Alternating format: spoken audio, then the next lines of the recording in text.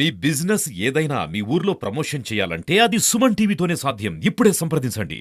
Very proud of it and thank you to the entire APTDC department and the government of AP. మనందరికి తెలుసు మన ప్రియతమ నాయకులు చంద్రబాబు నాయుడు గారు tourism మీద ఎంత డెవలప్మెంట్ అలాగే ఫోకస్ పెడతారు. ఎందుకంటే మన ఆంధ్రప్రదేశ్ ఉండే ఏకైక ఒక రిసోర్స్ మన కోస్ట్ లైన్. అటువంటి కోస్ట్ లైన్ లో మనకు ఉండే ఈ 600 బీచ్ల్లో ఇండియా మొత్తంలో ఒక 12 బీచెస్ మన వైజాగ్ తో కలిపి ఐడెంటిఫై అవడం అనేది నిజంగా మన వైజాగ్ ప్రజలు చేసుకున్న పుణ్యము.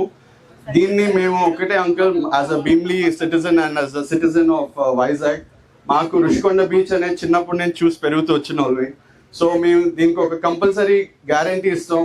మీరు పెట్టిన ఎటువంటి రూల్స్ ఆఫ్ క్లెన్లీనెస్ కానీ లేకపోతే మనకి ఈ బాత్రూమ్ శానిటేషన్స్ కానీ ఇటువంటి ఇంపార్టెంట్ ఆస్పెక్ట్స్ ఏవి మన బ్లూ ఫ్లాగ్ ఇంపార్టెంటో అవన్నీ మేము as a citizen of Bheemili and also citizen of Vizag మేము దాన్ని కంపల్సరీగా పాటించి అలాగే మన బ్లూ ఫ్లాగ్ బీచ్ ని కంపల్సరీగా ఇండియాలోనే ఒక మంచి టూరిజం బీచ్ గా తయారు చేసే బాధ్యత మేము యాజ్ అ భీమ్లీ ప్రజలుగా మేము హామీ ఇస్తూ I thank you uncle for giving us your valuable time. And అలాగే మన లొకేషన్ నేను ఏదో ఒక రోజు కంపల్సరీగా మన బీచ్కి పిలిపించి మనందరూ ఒక సమావేశం ఏర్పాటు చేసేలాగా నేను మిమ్మల్ని కోరుకుంటున్నాను uncle. Thank you very much. అదేవిధంగా డిప్యూటీ సిఇఓ గారికి ఒక మంచి కార్యక్రమాన్ని తొందరగానే ఇబ్బంది నుంచి బయటపడేసి అతి త్వరలోనే మళ్ళీ దాని యొక్క గొప్పతనాన్ని నిలబెట్టే విధంగా కృషి చేసినటువంటి ఆంధ్రప్రదేశ్ రాష్ట్ర పర్యాటక శాఖ అధికారులకి, జిల్లా కలెక్టర్ గారికి, జిల్లా యంత్రాంగానికి ఆంధ్రప్రదేశ్ రాష్ట్ర పర్యాటక శాఖ తరఫున ప్రత్యేకమైనటువంటి అభినందనలు మన కరతాళ ధ్వనుల ద్వారా తెలియజేయాలనేటువంటి మాటని మీ అందరికీ మనవి చేస్తున్నాను. అధికారులు అంత సత్వరం పనిచేసి ఉండకపోతే ఇంత చక్కగా మనం ప్రతిష్టాత్మకంగా నిర్వహించుకుంటున్నటువంటి బ్లూ ఫ్లాగ్ బీచ్ ని మళ్ళీ పూర్వపు వైభవానికి తీసుకొచ్చి ఉండలేకపోయేవాళ్ళం. ఇవాళ ఇంత చక్కగా ఈ కార్యక్రమాన్ని మళ్ళీ ప్రారంభించడానికి అవకాశం కల్పించిన అధికారులకి, జిల్లా కలెక్టర్ గారికి కూడా అభినందనలు తెలియజేస్తూ పట్నం రుషికొండ బీచ్ మనకి బ్లూ ఫ్లాగ్ బీచ్ గా కూడా పరిగణించబడింది. అయితే ఇంతకుముందు మిత్రులందరూ కూడా చెప్పిన విధంగా ఏదైతే కొన్ని నిర్వహణ లోపాలు ఉన్నాయో ఆ నిర్వహణ లోపాల వల్ల వచ్చినటువంటి ఇబ్బందుల వల్ల ఇది తాత్కాలికంగా మీరు మళ్ళీ దీన్ని బాగు చేసుకోండి, వెంటనే మేము పునరుద్ధరిస్తామనేటువంటి మాట చెప్పారు తప్పితే పూర్తిగా తీసేస్తామనేటువంటి మాట కూడా డెన్మార్క్ వారు చెప్పినటువంటి సందర్భం కాదు. అది కానీ దాన్ని కొనసాగించడం అనేటువంటి దాని మీద మనందరం సమైక్యంగా పనిచేస్తేనే, ఇంటిగ్రేటెడ్ అప్రోచ్ తో పనిచేస్తేనే అది సాధ్యపడుతుంది అనేటువంటి మాటకి ఇదొక ఉదాహరణ.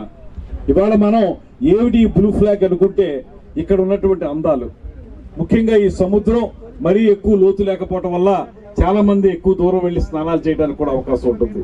దాంతోపాటు ఈ చుట్టూ ఉన్నటువంటి ప్రకృతి సంపద, దాంతోపాటు ముఖ్యంగా ఇది మనకి భవిష్యత్ తరాల వారికి ఆ ప్రకృతికి సంబంధించి, పర్యావరణానికి సంబంధించి దానికి పూర్తి స్థాయిలో ఒక విజ్ఞానాన్ని అందించే విధంగా ఈ బ్లూ ఫ్లాగ్ బీచ్ తయారు కావాలి. ఇవన్నీ ఉన్నాయనేటువంటి ఆలోచనతోటే ఖచ్చితంగా చెప్పగలను. అందరికీ మనవి చేస్తున్నాను, నిర్వహణ సామర్థ్యం అంటే కేవలం అధికారులు మాత్రమే ఉండదు, రాజకీయ నాయకులు మాత్రమే ఉండదు.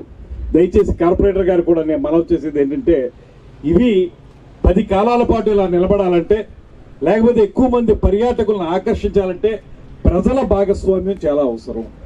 ఎప్పుడైతే స్థానికంగా ఉండేటువంటి ప్రజలు కూడా దీనికి ఏవైతే మనం కొన్ని నిర్ణీతమైనటువంటి విధానాలు పెట్టుకున్నామో ఆ విధానాలని ప్రజలు కూడా పాటించే విధంగా మనం వారిని ప్రోత్సహించాలి. దానికి స్థానిక ప్రజాప్రతినిధులుగా మన బాధ్యత చాలా ఉంటుంది. మనం వారందరినీ కూడా పూర్తిగా సమాయత్తపరిచి ఇక్కడ మనం చెత్త వేయకూడదని, లేకపోతే సముద్రంలో ఏది పడితే అది విసిరేయకూడదని, ఇక్కడ పరిశుభ్రంగా ఉంచాలని, నీటిని కలుషితం చేయకూడదని, ఇలాంటి అంశాలు ఏవైతే ఉన్నాయో వాటికి సరైనటువంటి విధానంలో వారందరికీ తెలియజెప్తే వారు కూడా ఇందులో పార్టిసిపేట్ చేస్తేనే, ప్రజల భాగస్వామ్యం ఉంటేనే ఇలాంటివి 10 కాలాల పాటు నిలబడతాయి. ఆ విషయంలో మనం ప్రత్యేక శ్రద్ధ తీసుకోవాలి.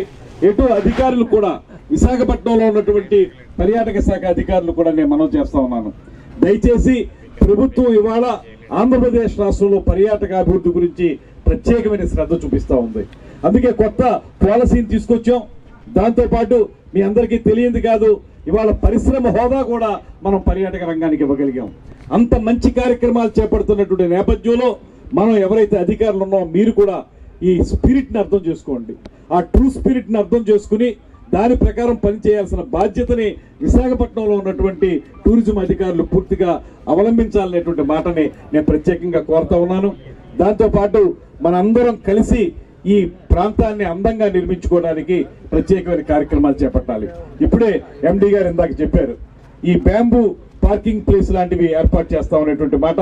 అదేవిధంగా డిటిఓ గారు కూడా చెప్పారు కొన్ని విషయాలు. ఇవన్నీ కూడా మనం తప్పనిసరిగా రాబోయే రోజుల్లో అన్ని చేస్తాం. దాంతో పాటు పర్యాటకులను ఆకర్షించే విధంగా మనం కొన్ని కార్యక్రమాలు చేపట్టాలి. అటువంటి వాటిని కూడా ఇంట్రడ్యూస్ చేస్తే అది కొంత మేరకు 5 స్టార్ గా ఇచ్చినట్లయితే దాని మేరకు కొంతమంది పర్యాటకుల్ని, ఇంటర్నేషనల్ పర్యాటకుల్ని ఆకర్షించవచ్చు అనేటువంటి మాటతోటి, తద్వారా పర్యాటక రంగ అభివృద్ధి మాత్రమే కాకుండా ఆర్థికంగా కూడా మనం బలపడేదానికి అవకాశం ఉంటుంది కనుక ఆ విషయంగా కూడా మనం ముఖ్యమంత్రి గారి దృష్టిలో పెట్టడం జరిగింది. త్వరలోనే దాని మీద కూడా ఒక నిర్ణయం జరుగుతుంది. తద్వారా ఫుట్ఫాల్ ఏదైతే మనం అనుకుంటున్నామో అంతర్జాతీయ ఫుట్ఫాల్ పెంచే విధంగా మనం ఈ కార్యక్రమాలను చేపట్టడానికి కూడా సిద్ధంగా ఉన్నాం. దీని యొక్క సౌందర్యాన్ని కానీ, దీని యొక్క స్వచ్ఛతను కానీ, ముఖ్యంగా ఆ పరిశుభ్రంగా ఉంటేనే ఆ డెన్మార్క్ వాళ్ళు దీనికి ఇస్తారు. ఆ స్వచ్ఛత కాపాడే విధంగా మన కార్యక్రమాలు ఉండాలనేటువంటి మాటను కూడా మరొకసారి తెలియజేసుకుంటూ, కొంచెం ఇబ్బంది అయింది ఏంటంటే ఈ ప్రకృతి విధి కూడా చాలా బలహీనంగా ఉంటాయనేటువంటి మాటకి 3 ఫ్లాగ్లు 2 ఫ్లాగ్లు బాగానే ఎగిరిని, బ్లూ ఫ్లాగ్ వచ్చినప్పుడు కొంచెం ఇబ్బంది పడ్డాం. అంటే మనకు కొంచెం ఇబ్బంది వచ్చింది టెంపరీగా. ఆ ఇబ్బందిని ఆ ఫ్లాగ్ కూడా చూపించేసింది. అయినా కష్టపడి మళ్ళీ రెపరెపలాడేలా చేసాం. ఖచ్చితంగా ఈ ప్రభుత్వం అలాగే రెపరెపలాడేలాగా మన బ్లూ ఫ్లాగ్ అజరామరంగా నిలబడేలాగా మేము ఖచ్చితంగా కృషి చేస్తామనేటువంటి మాటని మరొక మారు తెలియజేసుకుంటూ, అదేవిధంగా స్థానికంగా ఉన్నటువంటి ప్రజల యొక్క అవసరాలను కూడా గుర్తిస్తాం.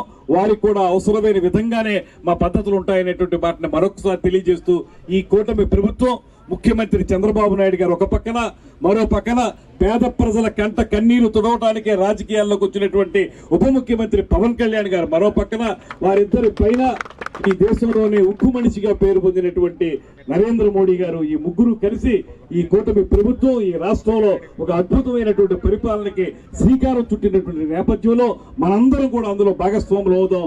రేపు ఉగాది రోజు నుంచి ప్రజల భాగస్వామ్యంతో పరిపాలన ఎలా జరపాలనేటువంటి కార్యక్రమాన్ని కూడా ముఖ్యమంత్రి గారు ప్రారంభించబోతున్నారు.